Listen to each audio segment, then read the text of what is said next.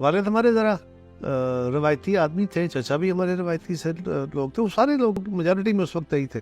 औलाद से दोस्तियाँ नहीं होती थी, हमारा बहुत फासला था। बिल्कुल सही। बल्कि मैं और मेरे घर का डिज़ाइन ये था कि घर में वालिद साहब से हम पैसे भी नहीं लेते थे, वो चचा से लेने होते थे। वो बड़े सख्त थे लेकिन बहुत लाड करने।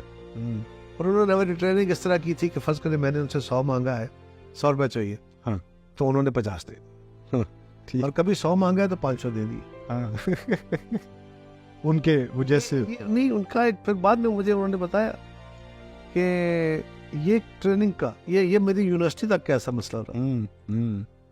उन्होंने कहा कि ये मैंने इसलिए करता था कि कहीं तुम पैसे से अपनी शनाख्त न बना लो, कि मेरे पास पैसे होंगे, मैं दोस्तों में ज़रा पैसे खर्च करके अपनी शनाख्त बनाऊंगा, तो तुम्हें ये पता हो कि मैंने सोसाइटी में मूव करना है, कभी मेरे पास हैं और कभी ज़रूरत से ज़ायद है, कभी ज़रूरत से कम है।